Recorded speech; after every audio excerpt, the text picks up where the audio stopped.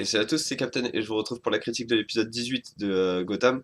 Un épisode qui se concentrait davantage sur la police pour une fois. C'est peut-être même la première fois depuis le début de la saison, j'ai l'impression que véritablement l'intrigue était placée sur ce qui se passe à l'intérieur du GCPD. Et du coup, bah, l'épisode passe nickel et c'est probablement l'un des meilleurs épisodes depuis un moment en fait dans cet épisode parce qu'il y avait un peu de tout dans cet épisode. Il y avait les machinations de Gotham, la folie des personnages qui est dupliquée, l'aspect sadique de certains personnages, l'aspect également, enfin, le côté on peut pas être bon sans faire le mal, et c'est ce que j'aime notamment chez Batman. Donc voilà, il y avait un peu tout cet aspect. Euh, on va commencer par la chose que j'ai trouvé très bien réalisée dans cet épisode, c'est que justement il essayait pas de s'éparpiller un peu partout dans les précédents épisodes, surtout depuis le retour de la série, c'est-à-dire depuis l'épisode 11. On avait 4 ou 5 intrigues dans le même épisode. Cette fois-ci, on en a véritablement que 2. Même si on a le coup classique de l'homme mystère qui avait disparu pendant 2 épisodes qui revient pour essayer de draguer l'archiviste qui en fait sort avec un autre policier, etc. Bon, bref, on s'en fout un peu. L'intrigue principale, enfin, au final, c'était Jim Gordon qui essaye tout simplement de faire tomber le commissaire Loeb avec l'aide de Harvey Dent. Le problème, c'est qu'Harvey Dent sort un peu de nulle part, c'est-à-dire que on l'a pas vu pendant, je crois que c'est depuis l'épisode 8 ou un truc comme ça.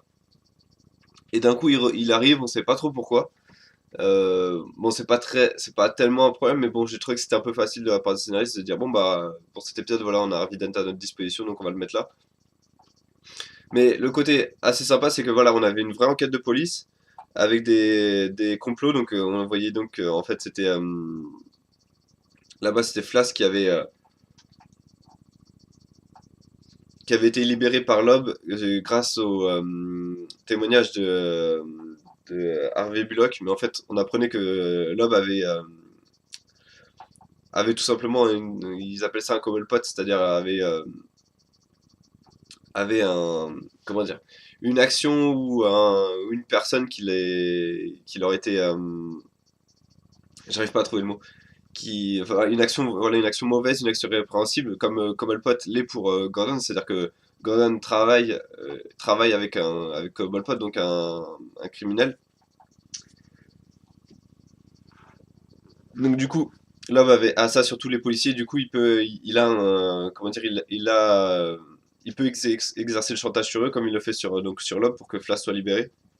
À partir de ce moment-là, Gordon décide que ça va pas se passer comme ça, qui va faire tomber, il décide donc de faire tomber Flash, mais tout en faisant tomber Lob en fait. Ils enquêtent, ils découvrent la fille de Lob qui est folle, qui devrait être en fait à l'asile d'Arkham, mais en fait on apprend que c'est elle qui a tué Madame Loeb, alors qu'on pensait pendant tout l'épisode que c'était Loeb qui l'avait tué. Ça m'a fait plaisir d'apprendre que c'était la fille folle de Loeb qui l'avait fait parce que j'avais vraiment peur que Loeb soit en fait un énorme pourri, en fait c'est limite un criminel euh, qui est à la tête de la police, alors que je préfère un policier corrompu,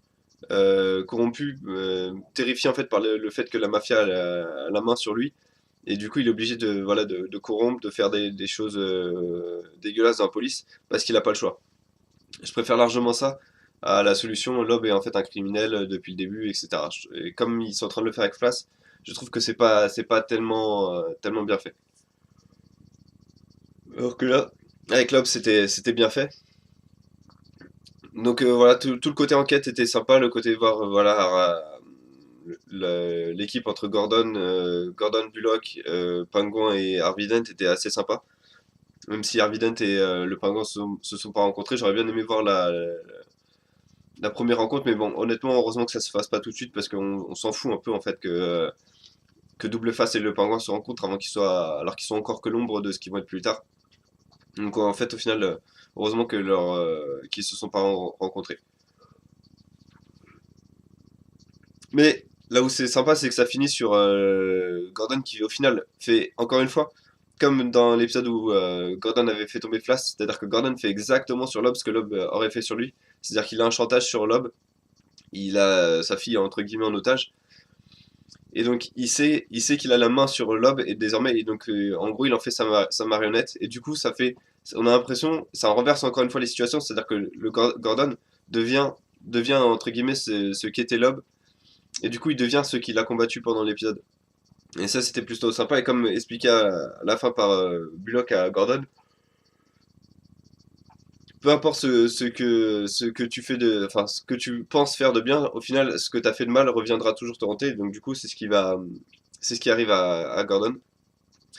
J'ai énormément aimé également le pingouin dans cet épisode, c'est-à-dire il passe de, enfin c'est tout ce qui est censé être le pingouin, c'est-à-dire il a peur il est mis face à ses responsabilités, c'est-à-dire que cette fois-ci il avait peur d'affronter, enfin d'aller dans l'endroit où Falcon cachait les dossiers de Lob.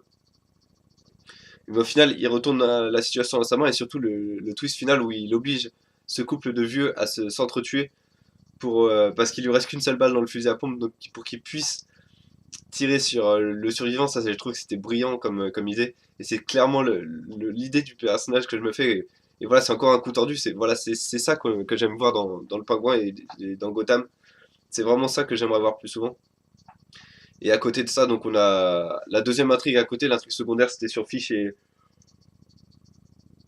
ces docteurs fous on a encore vu cette folie avec. Il a piégé son ancien associé dans un corps difforme où il y a des bras de femme, où il a juste mis sa tête sur quelqu'un d'autre, etc. Sur le corps de quelqu'un d'autre avec plein de cicatrices. Et au final, c'est le Frankenstein de la série. J'ai trouvé que ça aussi c'était brillant. C'était encore une fois un peu dérangeant. Tout le côté, toute cette intrigue-là est dérangeante. C'est-à-dire Fish, la dernière fois, qui s'enlève un œil à elle-même pour le récupérer dans cet épisode en bleu. Euh, Là, le docteur qui met une tête sur un autre corps, etc. C'est vraiment bien dérangeant, bien dérangé cette intrigue. J'ai l'impression que c'est vraiment tout le côté complètement taré des scénaristes qui s'est exprimé dans cette intrigue. Elle avance pas tellement, c'est-à-dire qu'on sait juste que l'endroit où se trouve Fish est sur une île, au beau milieu d'une mer, on sait pas trop où. Apparemment, c'est dans le nord vu qu'il y a de la neige autour. Ça avance pas tellement, mais faudra juste voir ce que ça va donner pendant les prochains épisodes. Mais voilà, une intrigue qui avance pas tellement, mais du coup, le côté complètement taré des personnages sauve un peu cette intrigue, ou en tout cas la fait sortir et la met en avant, quoi. Parce que dans l'épisode, on peut retenir ça, on peut retenir cette scène où le mec est sur, sur un corps complètement difforme. Même si, bon, la scène, je pense, de cet épisode, la scène qu'on va retenir, c'est le pingouin qui oblige le couple de vieux à s'entretenir pour tuer le survivant avec le fusil à pompe. Ça, c'était vraiment ultra bien fait, cette scène. Ouais, c'est à peu près tout ce que je veux dire sur cet épisode. On n'a pas grand-chose de plus sur Bruce Wayne, si ce n'est qu'il est aux côtés d'Alfred à l'hôpital, qui refuse de dire à la police qui les a attaqués. Probablement parce qu'il va avoir une vengeance assez crade, à mon avis, plus tard également. Je pense qu'Alfred va devoir se salir les mains. On a Bruce Wayne qui reçoit l'aide de Senakal, mais qui la refuse, même si elle lui dit toujours tu sais où me trouver. Donc souvent, les personnages, quand ils disent ça, c'est que forcément, le personnage à qui il dit ça va aller le chercher plus tard. Donc on risque d'avoir enfin une deuxième association entre Bruce Wayne et Sinakal dans le futur, dans les futurs épisodes. Donc en termes de notes, je vais mettre un 8,5 sur 10 à cet épisode parce qu'il m'a vraiment bien plu.